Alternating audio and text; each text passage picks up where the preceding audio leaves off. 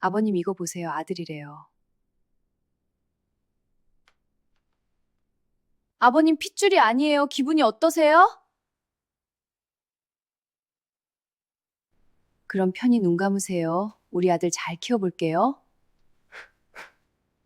시아버지가 병상에 누워서 울고 있었어요. 며느리가 건넨 초음파 사진을 가슴에 안고 아들이라고 진짜야. 수영아 고맙다 정말 고맙다. 평생 단 한 번도 며느리한테 고맙다는 말을 한 적 없던 사람이 처음으로 고맙다고 했어요. 근데요, 며느리가 그 귀에 입을 가까이 대고 속삭인 한마디가 있어요. 그 한마디를 듣는 순간 시아버지 얼굴에서 혈색이 싹 빠졌어요. 빨갛던 얼굴이 하얘지고 입술까지 파래졌어요. 왜 이 며느리가 그런 짓을 했는지 그건 신혼여행 첫날 밤 걸려온 전화 한 통에서 시작됐어요. 끝까지 들어보시면 소름 돋으실 겁니다. 이야기 듣다가 심장이 한 번이라도 쿵 하는 순간이 있으면 그때 구독, 좋아요 눌러주세요. 분명히 그 순간이 올 거예요. 자, 시작할게요. 민수영은 32살이었어요. 서울 한복판에 있는 중견 광고회사에서 카피라이터로 일하고 있었죠. 매일 아침 7시에 일어나서 지하철 2호선을 타고 출근하고 밤 9시가 넘어서야 퇴근하는 그런 평범한 직장인이었어요. 화려하진 않았지만 자기 일에 자부심이 있었고 주말이면 혼자 동네 카페에 앉아서 책 읽는 걸 좋아하는 조용한 사람이었어요. 어릴 때부터 글 쓰는 걸 좋아했거든요. 대학도 국문과를 나왔고 졸업하자마자 광고회사에 들어가서 7년째 일하고 있었어요.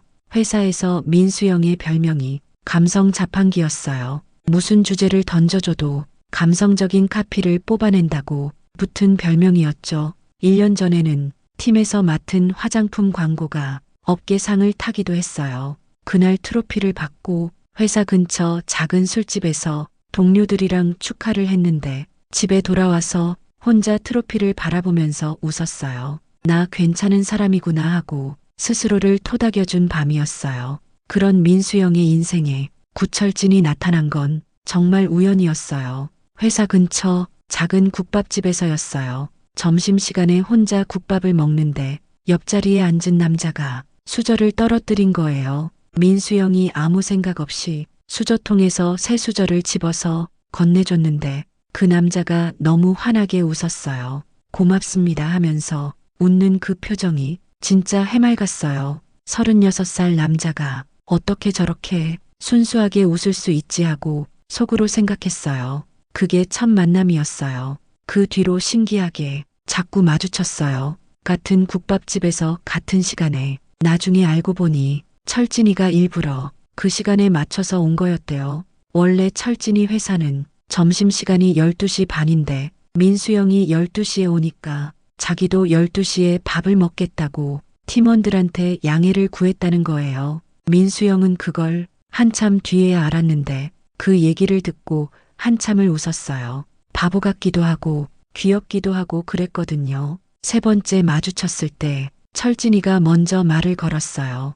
혹시 매일 여기서 드시는 거예요? 저도 이 집 국밥을 제일 좋아하거든요. 그날부터 둘은 자연스럽게 같은 테이블에 앉아서 밥을 먹기 시작했어요. 철진이는 착한 사람이었어요. 진짜로. 말투가 부드럽고 누군가를 배려하는 게 몸에 밴 사람이었죠. 비 오는 날이면 항상 우산을 2개 가지고 나왔고 민수영이 추워하면 아무 말 없이 겉옷을 건네주었어요. 데이트할 때도 항상 민수영이 원하는 걸 먼저 물어봤고 자기 의견을 강하게 내세우는 법이 없었어요. 어디 갈까 뭐 먹을까 항상 수영이가 정해 나는 다 좋아. 민수영은 그게 좋았어요. 지금까지 만났던 남자들은 다 자기 얘기만 하고 자기 계획대로만 끌고 가려는 사람들이었거든요. 철진이는 달랐어요. 조용하고 다정하고 상대방의 말에 귀를 기울여주는 사람이었어요.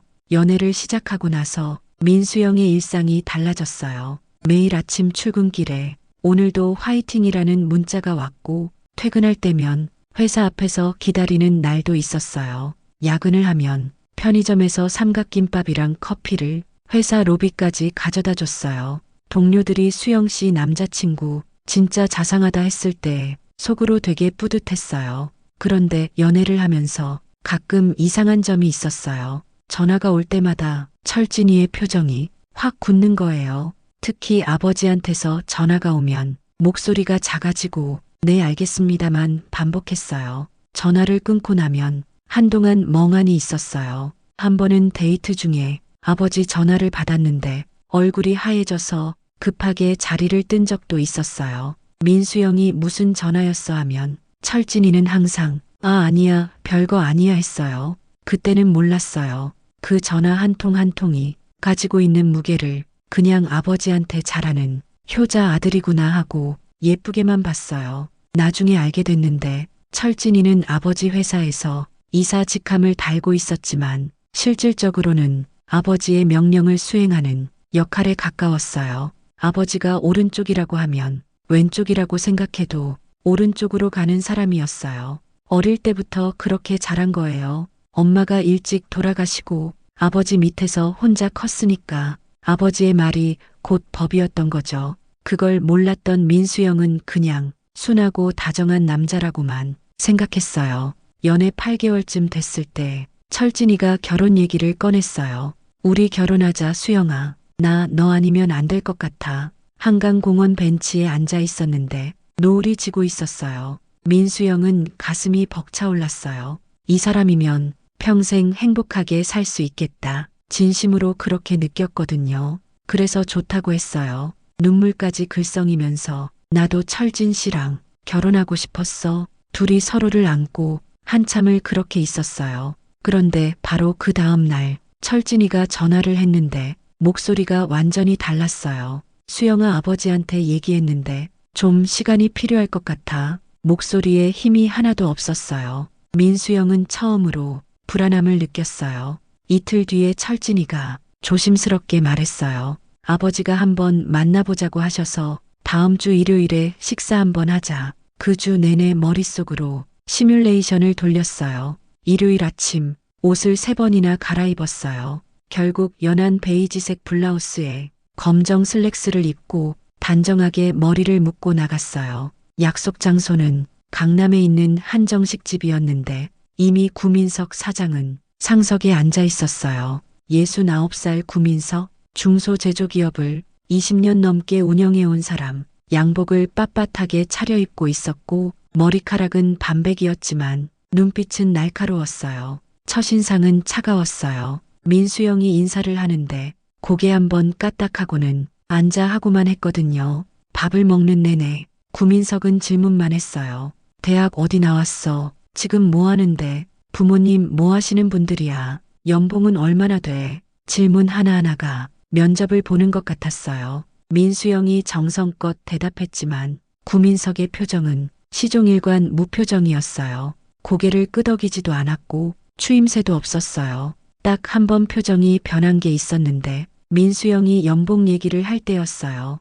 코웃음을 한번 치더니 숟가락을 내려놓고 말했어요. 철진아 잠깐 밖에서 좀 기다려라. 철진이가 머뭇거리면서 뭔가 말을 하려 했지만 구민석이 눈을 한번 부라리니까 바로 나갔어요. 36살 성인 남자가 아버지 눈빛 한 번에 꼼짝을 못하는 거예요. 둘만 남았을 때 구민석이 천천히 입을 열었어요. 아가씨 내가 직접적으로 얘기할게. 우리 철진이한테는 좀 더 나은 사람이 있어야 해. 아가씨가 나쁘다는 게 아니라 내 아들한테는 좀 부족해. 그 순간 머릿속이 하얘졌어요. 부족하다니 내가 뭐가 부족하다는 건지. 대학도 나왔고 좋은 회사에서 7년째 일하고 있고 상도 받았는데 놀랍게도 민수영은 그 자리에서 울지 않았어요. 내 말씀 잘 들었습니다 하고 자리에서 일어났어요. 집에 돌아와서 이불을 뒤집어 쓰고 엉엉 울었어요. 1시간 넘게 울었어요. 그런데 이상하게도 철진이를 포기하고 싶지는 않았어요. 시아버지가 뭐라고 하든 내가 잘하면 되잖아. 그 마음 하나로 버텼어요. 3달 동안 구민석의 반대는 계속됐어요. 그 여자랑 헤어져라. 좋은 집안 딸 소개시켜줄게. 이런 말을 수시로 했고 철진이는 겨우겨우 아버지 저는 수영이가 좋아요 하고 말했어요. 그러다 철진이가 난생 처음 아버지한테 큰 소리를 냈대요. 아버지, 저 수영이랑 결혼할 거예요. 이것만큼은 제가 결정할게요. 평생 고분고분하기만 했던 아들이 처음으로 고집을 부린 거예요. 구민석이 잠깐 멈칫했대요. 결국 결혼식을 올렸어요. 구민석은 마지못해 허락한 거였지 축복한 건 아니었어요. 결혼식 날에도 하객들 앞에서는 웃는 척했지만 민수영이랑 눈이 마주칠 때마다 차갑게 시선을 돌렸어요. 웨딩드레스를 입고 버질로드를 걸으면서도 행복보다 비장한 각오가 더 컸어요. 잘하면 되잖아. 내가 잘하면 언젠가 인정받을 수 있을 거야. 32살 민수영은 그렇게 구씨 집안의 며느리가 되었어요. 결혼하고 나서 민수영이 가장 먼저 부딪힌 현실은 시아버지와의 동거였어요. 구민석 사장은 경기도 외곽에 꽤 큰 2층 집을 가지고 있었는데 결혼 전부터 당연히 같이 살아야지 하고 못 박았어요. 1층은 거실이랑 부엌이랑 구민석의 방이 있었고 2층에 철진이랑 민수영 방이 있었어요. 집은 넓었지만 민수영한테는 감옥이나 다름없었어요. 철진이가 아버지 요즘 세상에 신혼부부가 부모님이랑 같이 사는 집은 별로 없다고 조심스럽게 말했다가 한 소리 들었대요. 내가 평생 너 하나 키우려고 얼마나 고생했는데 이제 장가 갔다고 아버지 버릴 거야. 그 한마디에 철진이는 더 이상 아무 말도 못했어요. 그날 밤 철진이가 2층 방에서 혼자 벽을 보면서 앉아 있었대요. 민수영이 괜찮아 하고 물었더니 미안해 수영아. 내가 좀 더 잘해볼게 하면서 고개를 떨궜어요. 민수영은 그 모습을 보면서 이 사람도 아버지 때문에 힘든 거구나 하고 느꼈어요. 원망이 아니라 안쓰러움이 먼저 들었어요. 민수영도 처음에는 괜찮다고 생각했어요. 잘하면 시아버지 마음도 돌릴 수 있을 거라고 기대했거든요. 오히려 기회라고 생각했어요. 가까이서 정성을 보여드리면 언젠가는 인정해 주시겠지 하고 이사하는 날 새벽부터 일어나서 짐을 정리했어요. 시아버지 방 앞에는 새 수건이랑 실내화를 깔아놨고 냉장고에는 시아버지가 좋아하신다는 북어국 재료를 미리 사다 넣어뒀어요. 철진이한테 아버지 좋아하시는 음식이 뭐야 하고 물어봐서 리스트까지 만들어놨을 정도로 신경을 많이 썼어요. 첫날 아침에 정성껏 북어국을 끓여서 상을 차렸어요. 밥이랑 김치랑 반찬 5가지를 정갈하게 놓고 수저를 가지런히 놓았어요. 구민석이 내려와서 아무 말 없이 앉았어요. 한 숟갈 뜨더니 숟가락을 내려놓았어요. 간이 안 맞네. 딱 그 한마디. 속으로 움찔했지만 티 안 내고 죄송합니다 아버님. 다음엔 더 잘 맞출게요. 하고 웃었어요. 저녁에는 된장찌개를 끓였는데 이번에는 된장이 너무 짜했어요. 아까는 싱겁다 하셨는데 이번에는 짜다고 하시네. 속으로 그렇게 생각했지만 내색은 하지 않았어요. 그게 시작이었을 뿐이에요. 구민석의 하루는 지적으로 시작해서 잔소리로 끝났어요. 반찬이 왜 이것밖에 없어? 집안이 왜 이래?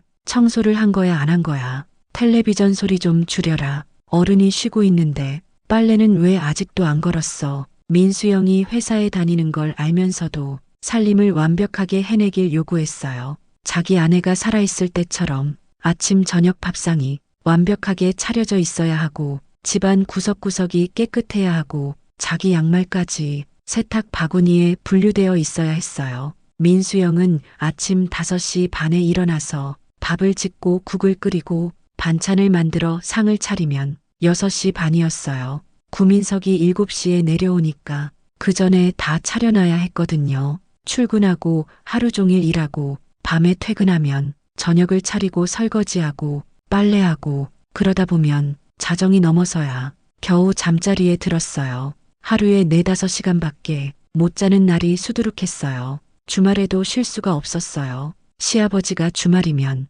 사업 동료들을 집에 초대해서 술자리를 벌였거든요. 그때마다 안주를 준비하고 상을 차리고 술을 따르고 치워야 했어요. 한 번은 토요일 오후에 사업 동료 4명이 집에 왔는데 구민석이 술이 좀 들어가니까 대놓고 이런 말을 한 거예요. 우리 며느리가 뭐 대단한 집 출신은 아닌데 그래도 밥은 할 줄 알아. 그거 하나는 다행이지. 같이 있던 사람들이 어색하게 웃었어요. 누군가가 에이 사장님, 며느리분 이쁘시잖아요. 하고 분위기를 넘기려 했지만 구민석은 이쁜 게 밥 먹여주냐 하고 쏘아붙였어요. 민수영은 부엌에서 그 소리를 다 들었어요.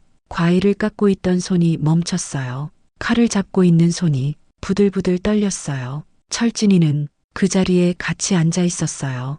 웃지도 않았지만 아버지한테 한마디 하지도 않았어요. 그냥 고개를 숙이고 술잔만 만지작거리고 있었어요. 손님들이 다 가고 나서 민수영이 설거지를 하면서 물었어요. 오늘 아버지가 한 말 다 들었지. 너는 아무 생각 없어. 수영아, 아버지가 원래 좀 그래. 술 드시면 말이 거칠어지셔. 너무 마음에 담지 마. 설거지하던 손을 멈추고 철진이를 쳐다봤어요. 화인지 슬픔인지 허탈함인지 모를 감정이 가슴 한복판을 꽉 눌렀어요. 소리를 지르고 싶었지만 참았어요. 철진이의 눈에는 진심으로 미안한 표정이 있었거든요. 미안한 건 아는데 어떻게 해야 할지를 모르는 사람. 이 사람은 나를 안 지켜주는 게 아니라 못 지켜주는 거구나. 그 깨달음이 위로가 되진 않았어요. 오히려 더 외로웠어요. 내 편이 되어줘야 할 사람이 내 편이 될 능력이 없다는 걸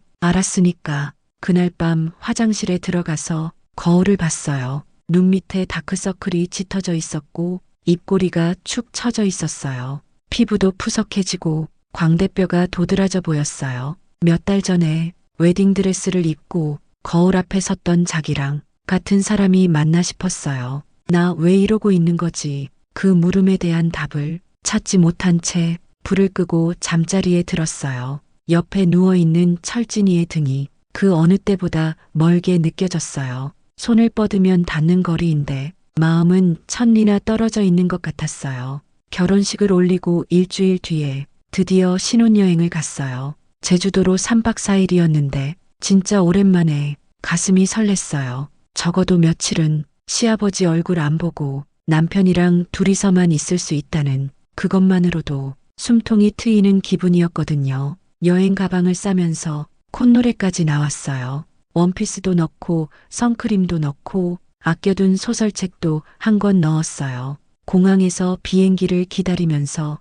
철진이 손을 꼭 잡았어요. 우리 여기서만큼은 진짜 신혼부부처럼 지내자. 집 생각도 하지 말고. 철진이도 웃으면서 그래 약속할게 하고 대답했어요. 그 웃음이 진짜 편안해 보여서 민수영도 덩달아 마음이 풀어졌어요. 제주도에 도착하니까 바다 냄새가 확 났어요. 공항을 빠져나오는 순간 축축하면서도 짭조름한 바람이 볼을 스쳤는데 그게 그렇게 반가울 수가 없었어요. 렌터카를 빌려서 해안도로를 달리는데 창문으로 들어오는 바람이 너무 시원했어요. 오른쪽으로는 파란 바다가 끝없이 펼쳐져 있었고 왼쪽으로는 초록색 감귤밭이 줄지어 있었어요. 민수영이 팔을 창밖으로 내밀면서 아 진짜 좋다. 이게 살아있는 느낌이다. 하고 소리를 질렀어요. 철진이가 운전하면서 슬쩍 쳐다봤어요. 수영아 웃는 거 오랜만에 본다. 잠깐 멈칫했어요. 내가 그동안 안 웃었나? 가슴이 살짝 찡했지만 금방 기분을 털어내고 오늘은 좋은 것만 생각하자 하고 웃었어요. 호텔에 체크인하고 짐 풀고 저녁에 흑돼지 먹으러 나갔어요. 줄을 30분 넘게 서서 기다렸는데 그 시간도 좋았어요. 나란히 서서 별거 아닌 얘기를 하면서 킥킥 웃었거든요. 고기 구우면서 맥주 한잔하고 처음으로 결혼 뒤에 편안한 시간을 보냈어요. 철진이도 평소보다 말이 많아졌어요. 회사에서 있었던 웃긴 일, 대학교 때 친구 얘기, 둘이서 연애 때처럼 웃고 떠들었어요. 고깃집을 나와서 밤바다를 걸었어요. 달빛이 바다 위에 비치고 있었어요. 민수영이 철진이 팔짱을 끼면서 우리 맨날 이렇게 살면 안 돼 하고 물었어요. 철진이가 그러자 하고 웃었는데 그 웃음 뒤에 살짝 씁쓸한 기운이 있었어요. 못 본 척 했어요. 오늘만큼은 행복하고 싶었으니까. 그런데 그날 밤이었어요. 호텔방에 돌아와서 샤워하고 잠들려고 하는데 철진이 핸드폰이 울린 거예요. 밤 11시가 넘은 시간에 침대에 누워서 눈을 감고 있다가 진동 소리에 눈을 떴어요. 철진이가 화면을 보더니 표정이 확 굳었어요. 바로 알았어요. 아버지구나. 스피커폰이 아닌데도 구민석의 목소리가 들릴 정도로 컸어요. 야, 도착은 한 거야. 내 아버지 잘 도착했어요. 수영이한테도 들으라고 해. 철진이가 민수영을 쳐다봤어요. 눈이 이미 떠져 있는 걸 보고 머뭇거리다가 스피커폰을 켰어요. 수영아, 듣고 있지? 네, 아버님. 구민석의 목소리에는 술 기운이 섞여 있었어요. 내가 한마디만 할게. 신혼여행이고 뭐고 가서 놀기만 하지 말고 아들 하나 만들고 와야 해, 알겠어? 순간 귀를 의심했어요. 신혼여행 첫날 밤에 전화해서 할 소리가 그거냐고. 거기서 끝이 아니었어요. 내가 왜 이 결혼을 허락했겠어? 솔직히 아직도 마음에 안 들어. 근데 최소한 대를 이을 손자는 봐야 할 거 아냐? 수영이, 너 나이가 지금 32이지. 늦어, 이미 늦었다고. 빨리 서둘러야 해. 손이 떨리기 시작했어요. 이불을 꽉 움켜쥐면서 네, 알겠습니다, 아버님 하고 간신히 대답했어요. 전화가 끊긴 뒤 방 안이 무겁게 조용해졌어요. 에어컨 돌아가는 소리만 웅웅거렸어요. 철진이가 수영아, 미안해. 아버지가 원래 좀 하고 말을 꺼내려 했어요. 손을 들어서 제지했어요. 그 말하지 마, 제발. 원래 좀 그러시다는 말 한 번만 더 하면 나 진짜 못 참을 것 같으니까. 철진이는 입을 다물었어요. 침대에 누워서 천장을 봤어요. 호텔 천장에 작은 조명이 은은하게 켜져 있었는데 눈에 눈물이 고여서 점점 흐려지는 것 같았어요. 아까까지 그렇게 행복했는데 단 한 통의 전화로 모든 게 산산조각이 났어요. 아까 바닷가에서 팔짱 끼고 걸으면서 우리 맨날 이렇게 살자고 했을 때 그때의 설렘이 1시간도 안 돼서 이렇게 허무하게 깨져버렸어요. 밤새 잠을 못 잤어요. 옆에서 자고 있는 철진이를 보면서 이 사람은 자기 아버지가 나한테 뭔 짓을 한 건지 알고는 있는 건지 생각했어요. 신혼여행 나머지 이틀은 겉으로는 웃었지만 속으로는 텅 비어 있었어요. 사진을 찍을 때 웃는 얼굴을 만들어야 하는데 입꼬리를 올리는 것조차 힘이 들었어요. 서울로 돌아오는 비행기 안에서 창밖을 바라봤어요. 제주도의 파란 바다가 점점 작아지는 걸 보면서 나 이 집에서 어떻게 살아야 하는 거지? 집으로 돌아가는 차 안에서 철진이가 조심스럽게 말했어요. 수영아, 나 진짜 미안해. 아버지가 좀 심하신 건 나도 알아. 내가 아버지한테 얘기해 볼게. 민수영은 대답하지 않았어요. 고개를 돌려서 차창 밖을 바라봤어요. 강변북로 위로 가로등 불빛이 줄지어 반짝이고 있었는데 눈물 때문인지 원래 그런 건지 구분이 안 됐어요. 집에 도착하니까 현관문 앞에 구민석이 팔짱을 끼고 서 있었어요. 여행 잘 다녀왔어. 네, 아버님. 구민석이 민수영을 위아래로 훑어봤어요. 그리고 고개를 끄덕이고 돌아서 들어갔어요. 그 시선이 뭘 의미하는지 본능적으로 알았어요. 배가 아직 안 불렀나 확인하는 거야. 온몸에 소름이 돋았어요. 이 집에서 나는 며느리가 아니라 아이를 낳는 도구야. 그 깨달음은 칼날처럼 가슴에 꽂혔어요. 신혼여행에서 돌아온 뒤로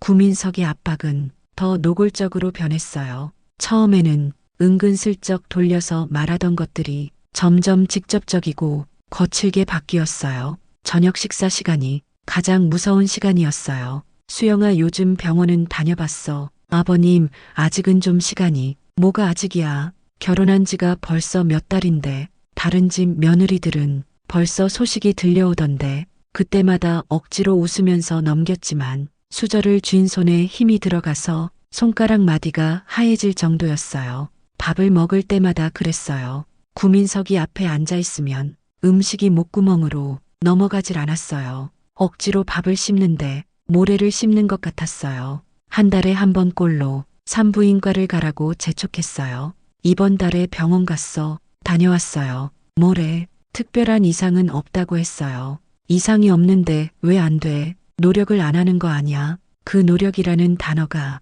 비수처럼 꽂혔어요. 아이를 갖는 게 노력한다고 되는 문제라고 생각하시는 건지. 한 번은 구민석이 텔레비전을 보다가 뉴스에서 저출산 관련 보도가 나오니까 갑자기 민수영을 쳐다보면서 봐, 나라에서도 걱정하는데 우리 집은 며느리가 협조를 안 하니. 민수영은 그때 소파에 앉아서 빨래를 개고 있었는데 손이 멈췄어요. 협조라니, 내 몸을 가지고 협조라는 단어를 쓰는 게 맞는 건지 가슴 속에서 뜨거운 게 올라왔지만 꾹 참았어요. 참는 게 너무 익숙해져서 이제는 자동으로 참아지는 거예요. 심지어 어느 날은 구민석이 직접 한약을 지어왔어요. 이거 몸보신용이야. 한의원에서 좋은 걸로 지어줬어. 매일 아침마다 달여서 먹어. 그 한약 봉지를 받아들면서 손이 떨렸어요. 보통 집 같으면 감동받을 일이에요. 하지만 이 맥락에서 그건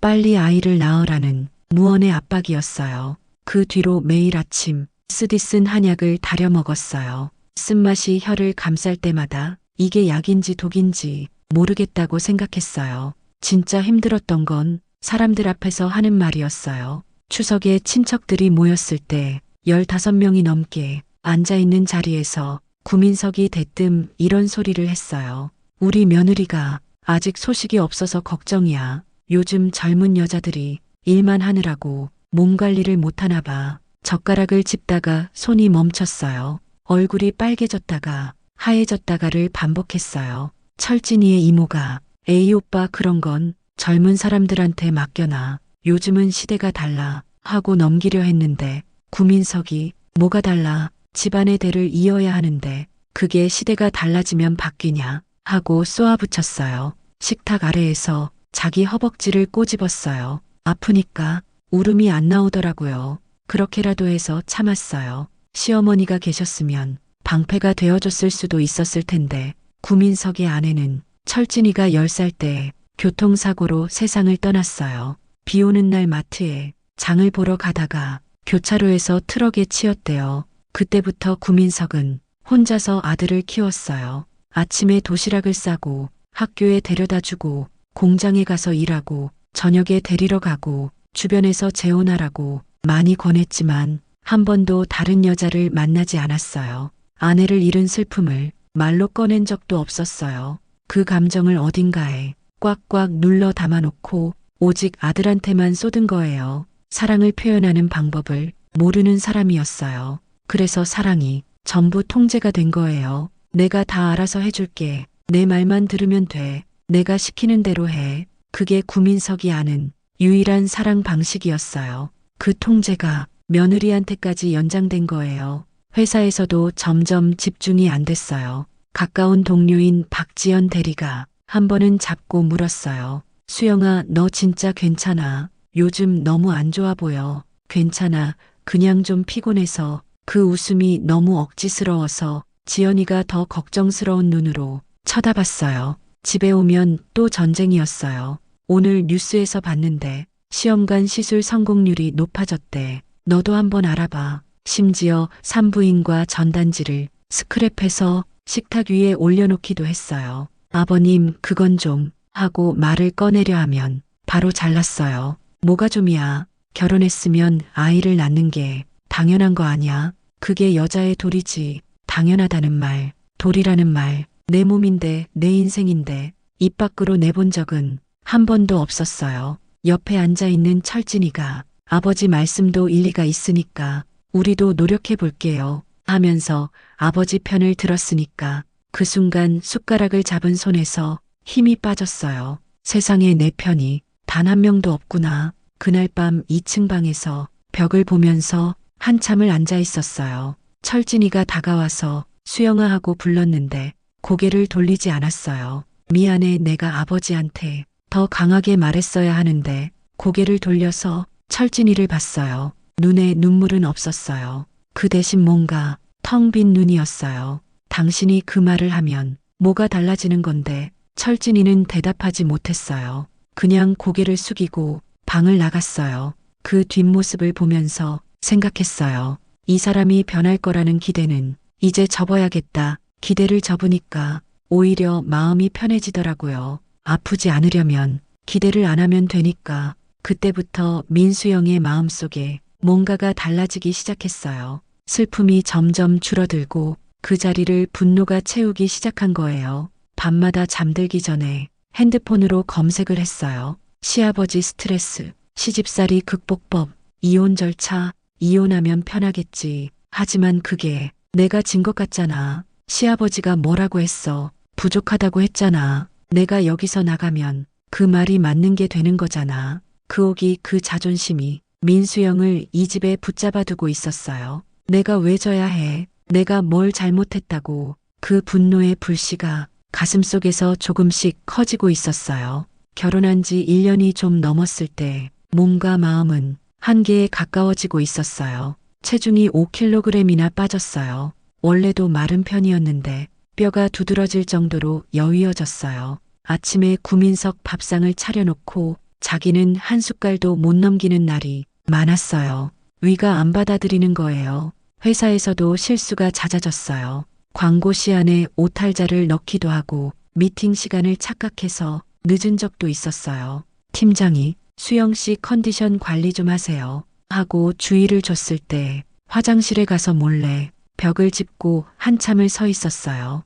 회사에서도 인정 못 받으면 나는 진짜 아무것도 아닌 게 되는 거잖아. 집에 돌아오면 현관문 앞에서 매번 멈칫했어요. 열쇠를 꺼내 들고 서서 깊은 숨을 들이쉬었어요. 문을 열면 또 시작이니까 마음의 준비가 필요했어요. 어느 날은 현관 앞에서 10분 동안 서 있다가 들어갔어요. 이웃집 아주머니가 지나가면서 어머, 며느리 왜 밖에 서 있어요? 하고 물었는데 열쇠를 못 찾아서요 하고 둘러댔어요. 구민석의 압박은 날이 갈수록 넘어가고 있었어요. 너 혹시 몸에 문제가 있는 거 아냐? 정밀검사 한번 받아봐라. 아버님, 그런 거 아닌데요. 그런 거 아니면 왜 소식이 없어? 주변에서 다 나한테 물어봐. 며느리 아기는 언제 낳냐고. 대꾸하는 것조차 에너지가 남아있지 않았어요. 가장 힘들었던 건 두 번째 추석이었어요. 친척들이 다 모인 자리에서 우리 집안대가 끊길까봐 걱정이야. 며느리가 능력이 없는 건지 의지가 없는 건지 모르겠어. 작년과 똑같은 자리에서 올해는 더 노골적이었어요. 고개를 숙인 채로 손톱이 손바닥에 파고들 정도로 주먹을 쥐었어요. 잠깐 자리를 피하겠습니다. 화장실에 가서 찬물로 세수를 하고 거울을 봤어요. 결혼할 때만 해도 이렇지 않았는데 그때 핸드폰이 울렸어요. 같은 아파트 단지 카톡 단체방에서 온 메시지였어요. 이번 주 토요일 단지 내 바비큐 파티 참석하실 분 댓글 달아주세요. 어디라도 좋으니까 이 집 바깥 공기를 마시고 싶었어요. 토요일 저녁 아파트 단지 내 잔디밭에서 바비큐 파티가 열렸어요. 혼자 갔어요. 철진이는 아버지가 회사에서 불러서 못 온다고 했거든요. 토요일 저녁에도 아들을 불러내는 아버지, 혼자 어색하게 서서 종이컵에 음료를 따르고 있는데 누가 말을 걸었어요. 혹시 삼동 사시는 분 아닌가요? 저도 같은 동인데 고개를 들어보니까 키가 크고 인상이 부드러운 남자였어요. 단정한 캐주얼 차림에 눈이 선했어요. 김민철 36살이라고 자기소개를 했어요. 저희 바로 위층이네요. 가끔 엘리베이터에서 뵌 것 같은데 그제야 어렴풋이 기억이 났어요.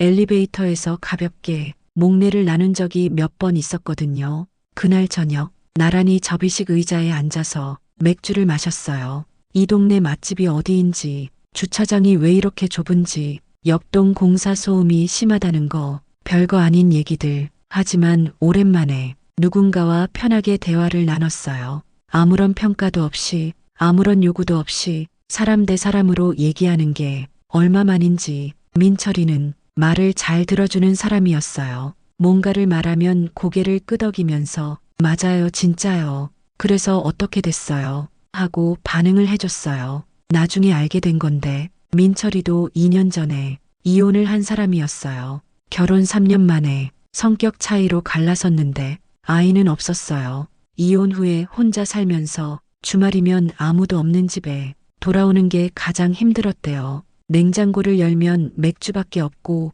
거실에 텔레비전을 켜도 대꾸해주는 사람이 없는 그 적막감. 그래서 다른 사람의 외로움에도 유독 민감했던 거예요. 바비큐 파티가 끝나고 오늘 즐거웠어요 하고 인사했는데 1년 만에 처음으로 즐거웠다는 말을 하는 자기가 좀 웃기기도 하고 서글프기도 했어요. 그날 이후로 가끔 마주치면 인사를 나눴어요. 어느 날 편의점에서 맥주를 사고 있었는데 민철이가 옆에 왔어요.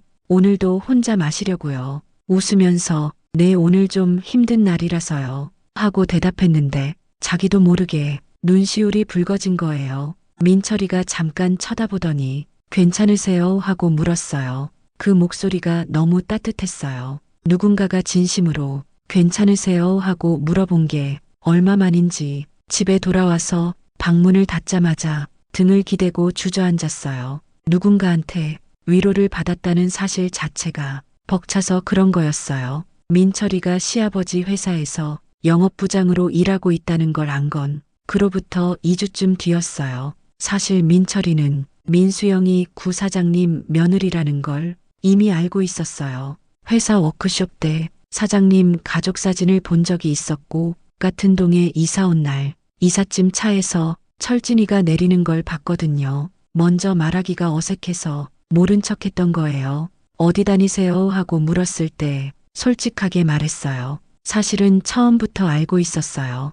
구 사장님 며느리신 거 먼저 꺼내면 부담스러우실까봐 못했어요. 오히려 그 솔직함이 좋았어요. 그 뒤로 둘의 대화에는 구민석이라는 공통 분모가 생겼어요. 어느 일요일 오후에 단지 내 벤치에 앉아서 커피를 마시다가 조심스럽게 입을 열었어요. 민철 씨는 구 사장님 어떠세요?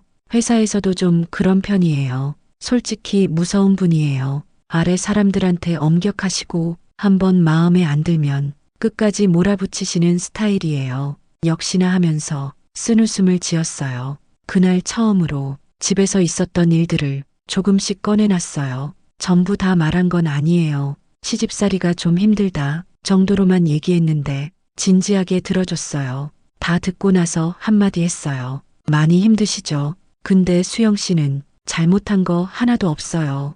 그거 아셔야 해요. 잘못한 거 하나도 없다는 말. 이 집에서 1년 넘게 살면서 한 번도 듣지 못한 말이었어요. 민수영과 김민철의 관계가 달라지기 시작한 건 그해 겨울이었어요. 어느 금요일 밤 구민석이 저녁을 먹다가 숟가락을 탁 내려놓으면서 말했어요. 수영아, 나 솔직히 말할게. 처음부터 이 결혼이 마음에 안 들었어. 그건 너도 알지. 근데 내가 왜 참았겠어. 최소한 애라도 낳으면 인정하겠다고 생각했기 때문이야. 근데 1년이 넘도록 소식이 없으니까 이 결혼이 맞는 건지 나는 모르겠다. 피가 머리끝까지 올라왔어요. 사실상 이혼 암시였어요. 숟가락을 조용히 내려놓고 실례합니다 하고 일어났어요. 목소리가 떨리지 않게 이를 악물었어요. 코트도 제대로 못 챙기고 얇은 가디건만 걸치고 현관문을 열고 나왔어요. 12월의 밤 공기가 매서웠어요. 단지 안을 걷는데 참았던 것들이 한꺼번에 올라왔어요. 소리내서 올 수도 없어서 주먹으로 눈물을 닦으면서 걸었어요. 입에서 하얀 입김이 나왔고 뺨을 타고 흘러내리는 게 차가운 바람에 금방 얼어붙는 것 같았어요. 그때 핸드폰이 울렸어요. 민철이한테서 온 문자였어요. 수영 씨, 저 지금 창밖으로 봤는데 밖에 계신 것 같아요. 괜찮으세요? 민철이네 집이 위층이니까 창밖으로 단지 안이 보이는 거였어요. 가디건 하나 걸치고 겨울밤에 걸어 다니는 게 보였던 거예요. 잠깐 뒤에 민철이가 패딩을 입고 내려왔어요. 수영 씨, 왜 이렇게 얇게 입고 밖에 있어요? 얼굴이 왜 그래요? 아무 대답도 못하고 그 자리에서 울음이 터졌어요. 꾹꾹 눌러놨던 것들이 한꺼번에 쏟아져 나왔어요. 민철이는 패딩을 벗어서 어깨에 걸쳐줬어요. 따뜻한 캔커피를 손에 쥐어줬어요. 이거 잡고 있어요. 손이 얼었잖아요. 한참을 울었어요. 민철이는 그 옆에서 묵묵히 서 있었어요. 위로의 말도 울지 말라는 말도 하지 않았어요. 그냥 곁에 있어줬어요. 차가운 바람 속에서 한참 뒤에 겨우 울음을 멈추고 고개를 들었을 때 민철이가 말했어요. 수영 씨 밥은 먹었어요. 아니요, 뭐라도 좀 먹어요. 근처에 24시간 국밥집 있는데 국밥집에 들어가서 앉으니까 따뜻한 공기가 확 감쌌어요. 국밥집 아주머니가 어머 아가씨 얼굴이 왜 그래? 많이 추웠지 하면서 물수건을 가져다 줬어요. 그 작은 친절에도 코끝이 찡했어요. 이 세상에 나한테 따뜻하게 대해주는 사람이 아직 있구나. 뜨끈한 국밥을 한 숟갈 떴는데 국물이 목으로 넘어가면서 몸이 녹기 시작했어요. 그날 처음으로 전부 다 털어놨어요. 신혼여행 첫날 밤 전화, 명절마다 당한 수모, 매일 반복되는 압박, 아무 말도 못하는 남편, 결혼한 지 1년 만에 처음으로 누군가한테 속마음을 전부 꺼낸 거예요. 친구한테도 부모님한테도 못했던 말이었어요. 창피했거든요. 결혼 반대를 무릅쓰고 시집간 건 자기 선택이었으니까 민철이 앞에서는 그 벽이 무너졌어요. 1시간 넘게 얘기했어요. 국밥이 다 식고 아주머니가 슬쩍 리필을 해줬는데 그것도 모르고 얘기했어요. 민철이는 다 들었어요. 다 듣고 나서 한참 동안 아무 말 없다가 말했어요. 수영 씨는 정말 강한 사람이에요. 보통 사람이었으면 벌써 무너졌을 거예요. 그리고 잠깐 뜸을 들이다가 덧붙였어요. 저도 이혼하고 나서 한동안 많이 힘들었어요. 혼자 밥 먹고 혼자 자고 그게 이렇게 외로운 건 줄 몰랐어요. 주말이면 아무도 없는 집에 돌아오는 게 가장 힘들었어요. 텔레비전을 켜도 대꾸해주는 사람이 없는 그 적막감이요. 그래서 수영 씨 마음이 남의 일 같지가 않아요. 이 사람도 외로운 사람이구나. 같은 종류의 외로움을 아는 사람이구나. 그날 이후로 둘은 자주 만나게 됐어요. 처음에는 캔커피 한 잔 같이 마시는 거였어요. 그러다 저녁을 같이 먹기도 하고 주말에 잠깐 산책을 하기도 했어요. 민철이를 만날 때마다 숨통이 트이는 기분이었어요. 이 사람한테서 받는 위로가 지옥 같은 일상을 버티게 해주는 유일한 힘이었거든요. 민철이도 점점 마음이 가고 있었어요. 처음에는 이웃에 대한 친절이었고 그 다음은 동정과 걱정이었는데 어느 순간부터 다른 감정으로 바뀌어 있었어요. 나 지금 뭘 하고 있는 거지? 이건 아닌 거잖아. 머리로는 알고 있었어요. 하지만 마음이 말을 안 들었어요. 매일 무시당하고 외면당하는 삶에서 유일하게 나를 사람으로 대해주는 사람이 있는데 그 사람한테 마음이 안 갈 수가 있겠어요. 어느 날 밤 또 시아버지한테 한 소리 듣고 나와서 민철이한테 전화했어요. 민철 씨 지금 시간 돼요. 단지 밖 2층 카페에서 만났어요. 한참을 아무 말 없이 있다가 먼저 입을 열었어요. 민철 씨 나 솔직하게 얘기할게. 나 지금 이 상황에서 민철 씨가 아니었으면 진짜 못 버텼을 거예요. 민철이가 커피잔을 내려놓고 잠깐 침묵하다가 말했어요. 나도요 수영 씨한테 하고 싶은 말이 있었어요. 둘의 시선이 마주쳤어요. 그리고 그날 밤 둘은 선을 넘었어요. 천장을 보면서 생각했어요. 돌아갈 수 없는 강을 건넌 거야. 후회는 없었어요. 내가 드디어 나를 위한 선택을 했다는 해방감, 그리고 마음속에는 이미 다른 생각이 자리 잡기 시작하고 있었어요. 머릿속에 복수라는 단어가 처음 떠오른 건 부족한 여자라는 소리를 들었을 때, 두 번째는 신혼여행 첫날 밤 그 전화, 세 번째는 추석에 친척들 앞에서 당한 망신, 네 번째는 이 결혼이 맞는 건지 모르겠다는 말. 처음에는 흩어져 있던 분노의 조각들이 하나둘씩 모이더니 어느 순간 완성된 그림이 된 거예요. 특히 구민석이 한 말 중에 가장 깊이 박힌 게 있었어요. 구씨 집안의 대를 이어야 해. 그게 내가 이 집에 온 이유야. 속으로 생각했어요. 구씨 집안의 대. 그래, 그게 그렇게 중요하다면서. 나한테 그게 유일한 존재 이유라면서. 그러면 내가 그 존재 이유를 아예 뒤집어 엎어버리면 어떨까? 아이를 낳겠어. 시아버지가 그토록 원하는 아이를 낳아주겠어. 하지만 구씨 집안 아이는 절대 아니야. 이 사람이 평생 목숨처럼 지켜온 구씨 집안의 혈통, 그걸 내가 끊어버리겠어. 다만 이건 처음부터 차갑게 계획된 건 아니었어요. 민철이와 관계를 맺은 건 위로가 필요했기 때문이었어요. 마음이 간 것도 진심이었어요. 그런데 임신 가능성을 인지한 순간 머릿속에서 다른 회로가 돌아가기 시작한 거예요. 이걸 복수로 쓸 수 있겠다. 따뜻한 감정 위에 차가운 계산이 겹쳐진 거예요. 밤에 잠이 안 와서 천장을 바라보면서 이 생각을 반복했어요. 미친 짓일 수도 있어. 근데 이대로 당하고만 사는 것보다는 뭐라도 하는 게 낫지 않아. 자기 생리 주기를 정확하게 체크했어요. 핸드폰 메모장에 날짜를 하나하나 적어가면서 배란일을 계산했어요. 철진이와는 그 시기에 일부러 거리를 뒀어요. 오늘은 너무 피곤해. 몸이 좀 안 좋아. 철진이는 소극적인 성격이라 그런가 보다 하고 넘어갔어요. 의심할 용기가 없었던 건지도 몰라요. 아니면 이미 부부 사이에 균열이 너무 깊어져서 그런 거에 신경 쓸 여유가 없었던 건지도. 2달 뒤 어느 아침 화장실에서 임신 테스트기에 2줄이 뜨는 걸 확인했어요. 하얀 플라스틱 위에 선명한 2줄. 새벽 5시였어요. 아직 구민석도 철진이도 자고 있는 시간. 화장실 변기 뚜껑에 앉아서 그 2줄을 한참 동안 바라봤어요. 울지도 웃지도 않았어요. 그냥 고개를 끄덕였어요. 됐다. 테스트기를 화장지에 싸서 가방 깊숙이 넣었어요. 거울을 봤더니 오랜만에 자기 눈에 생기가 돈다는 걸 느꼈어요. 이상하죠. 복수를 결심한 순간에 오히려 살아있다는 느낌이 돌아왔다는 게. 민철이한테 따로 만나서 얘기했어요.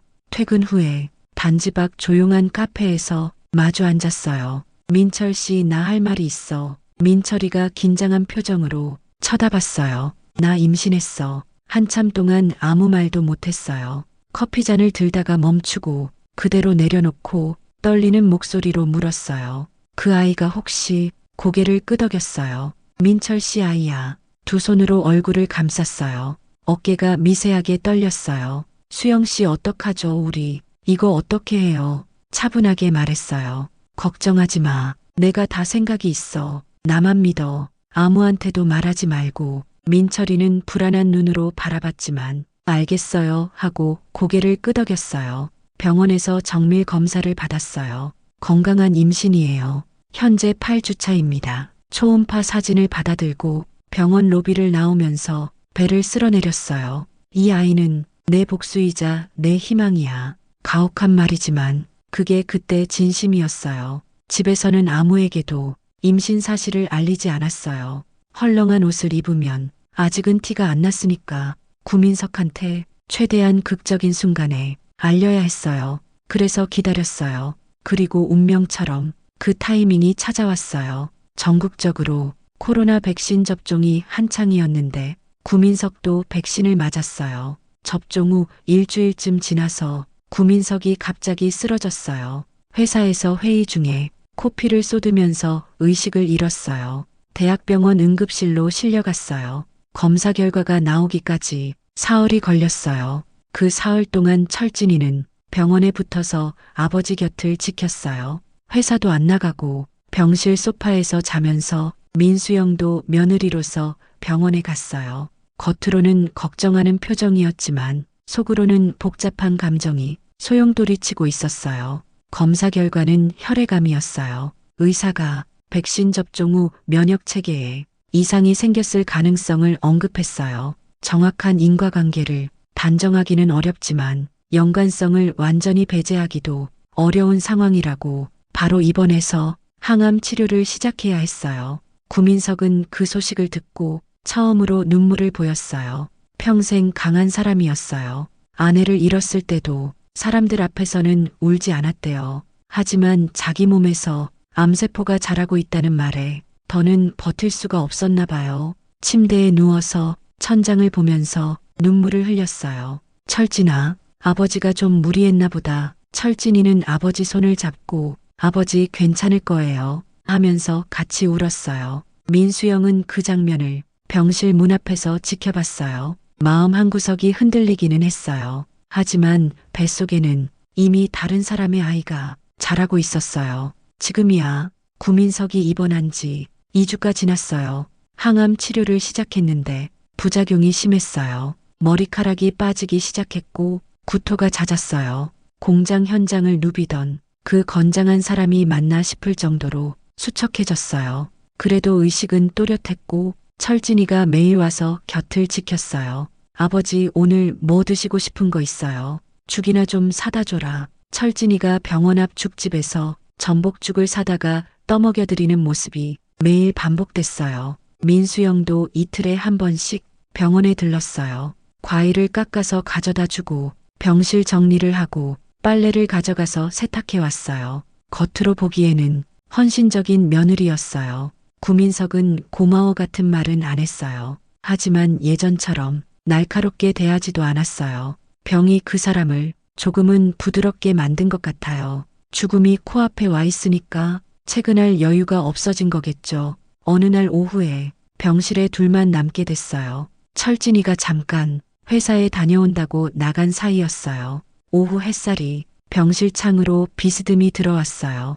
구민석이 창밖을 보면서 혼잣말처럼 중얼거렸어요. 수영아, 내 아버님, 나 요즘 생각이 많아. 눈빛이 달랐어요. 예전의 날카로움이 사라지고 뭔가 물기를 머금고 있었어요. 내가 살아온 날들이 잘 살아온 건지, 이게 다 무슨 의미가 있는 건지 아무 대답도 하지 않았어요. 의자에 앉아서 조용히 들었어요. 내 와이프가 일찍 갔잖아. 철진이가 10살 때 그때부터 나 혼자서 그 아이 키웠거든. 어린이집에서 데려오고 밥 해먹이고 숙제 봐주고 아프면 병원 데려가고 그거 다 내가 했어. 목소리가 점점 가라앉았어요. 근데 돌아보니까 그 아이한테 너무 엄하게만 했나 봐. 사랑하는 방법을 몰랐던 거야. 아내가 살아있었으면 달랐을 텐데 나는 사랑을 표현하는 방법을 모르는 사람이야. 그래서 다 통제하려고만 했어. 잠깐 침묵이 흐른 뒤에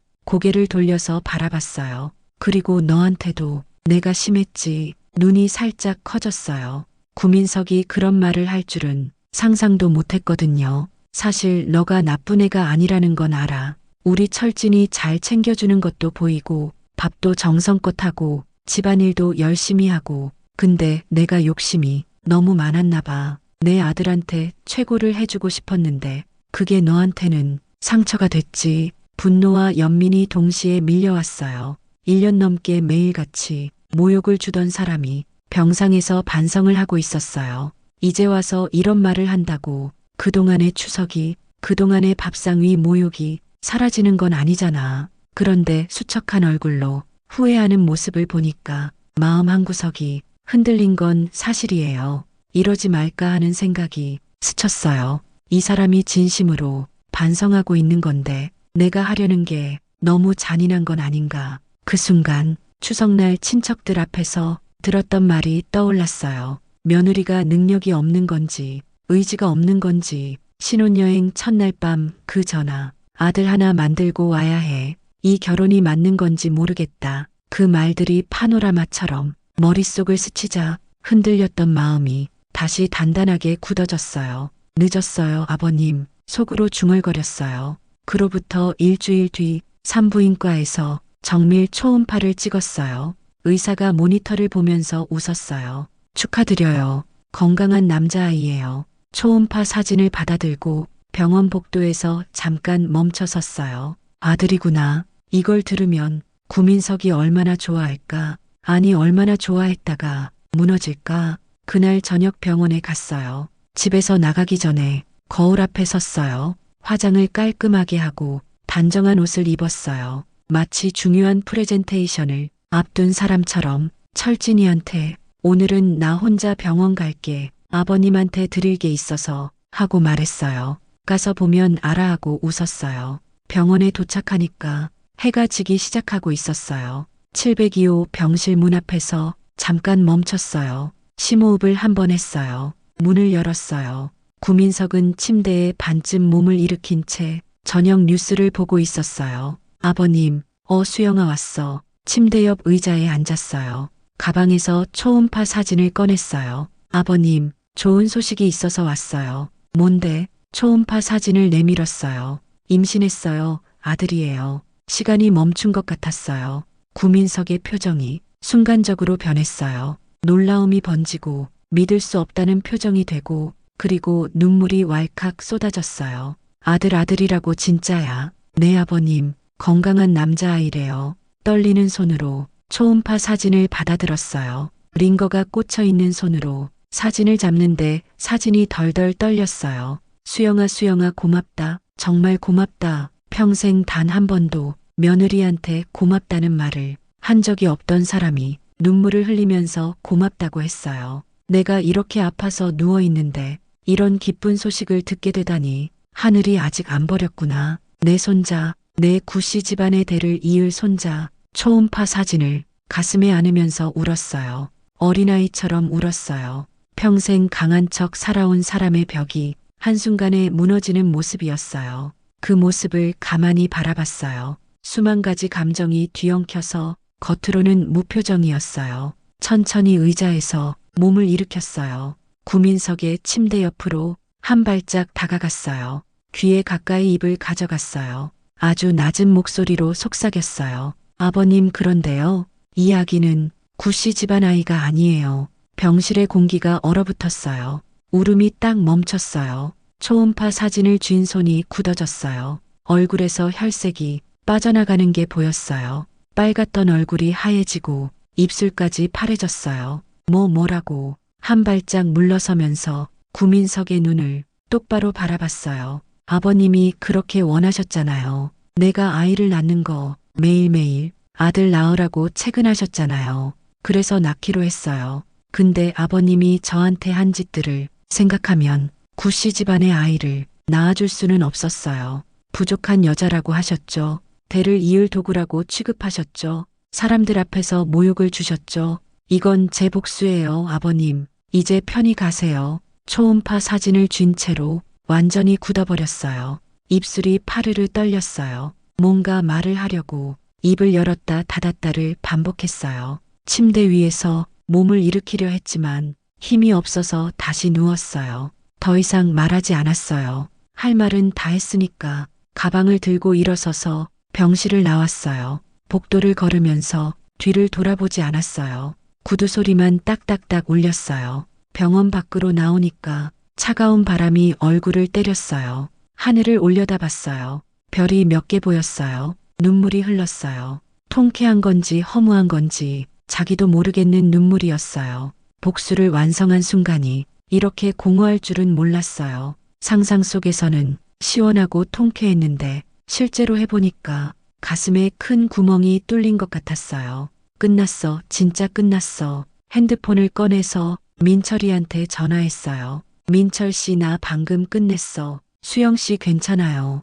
응, 괜찮아. 이제 진짜 괜찮을 거야. 그 뒤의 일은 생각보다 조용하게 흘러갔어요. 구민석은 그 충격 이후로 상태가 급격히 나빠졌어요. 항암 치료에 대한 의지도 꺾인 것 같았어요. 약도 밥도 거부했어요. 그러면서도 철진이한테는 아무 말도 안 했어요. 구씨 집안의 명예, 구씨 집안의 혈통, 그 모든 게 한순간에 무너졌다는 걸 아들한테 차마 말할 수가 없었겠죠. 이혼 서류를 준비했어요. 변호사를 만나서 상담을 받고 서류를 작성했어요. 철진이한테 우리 정리하자 하고 말했을 때 식탁에 앉아서 한참을 멍하니 있다가 왜 하고 한마디만 물었어요. 나 더 이상 이렇게 못 살겠어. 미안해. 아버지가 병원에 있는데 지금 이혼이라니. 하지만 민수영의 손을 잡지는 못했어요. 가지마 라는 말을 한 번도 하지 못했어요.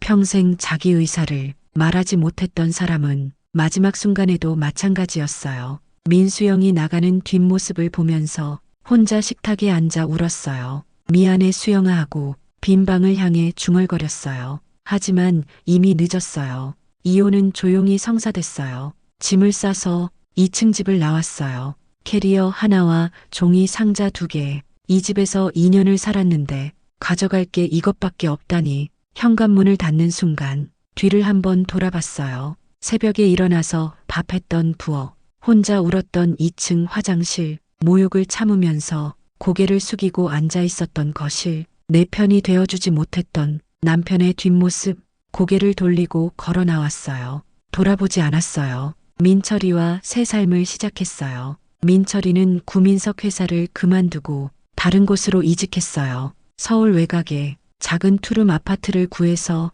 같이 살기 시작했어요. 화려하지도 넓지도 않았지만 세상에서 가장 편한 곳이었어요. 아침에 눈을 뜨면 잔소리하는 사람이 없었고 저녁에 집에 오면 모욕하는 사람이 없었어요. 평범한 일상이 이렇게 귀한 거였구나 하고 매일 느꼈어요. 아기가 태어났을 때 분만실에서 아이를 안고 처음으로 진심으로 웃었어요. 작고 빨간 얼굴의 아기가 의앙하고 울음을 터뜨렸을 때 이 아이만큼은 내가 제대로 지켜줄 거야. 누구의 도구도 아닌 사랑받기 위해서 태어난 아이로 키울 거야. 민철이가 이름 뭐로 할까 하고 물었어요. 하준이 어때? 하늘 하에 준수할 준. 하늘처럼 맑고 밝게 자라라고. 하준이 좋다. 아이의 작은 손가락을 잡으면서 눈물을 흘렸어요. 서러운 눈물이 아니었어요. 분노의 눈물도 아니었어요. 이제야 비로소 나를 찾은 것 같은 안도의 눈물이었어요. 한편 철진이는 아버지의 재산을 물려받았어요. 구민석은 결국 병상에서 일어나지 못했어요. 마지막 순간에도 민수영이 한 말을 아들한테 전하지 않았어요. 아들마저 무너뜨리고 싶지 않았던 건지도 몰라요. 철진이는 아버지가 왜 마지막에 그렇게 힘들어했는지 이유를 모른 채로 장례를 치렀어요. 아버지 회사를 이어받아서 운영했어요. 특별히 슬퍼하지도 특별히 행복하지도 않은 삶. 물에 물 탄 듯 술에 술 탄 듯 그렇게 하루하루를 보냈어요. 아버지처럼 강하지도 않고 아버지처럼 집착하지도 않고 그냥 흘러가는 대로 사는 사람. 어쩌면 철진이는 처음부터 그런 사람이었는지도 몰라요.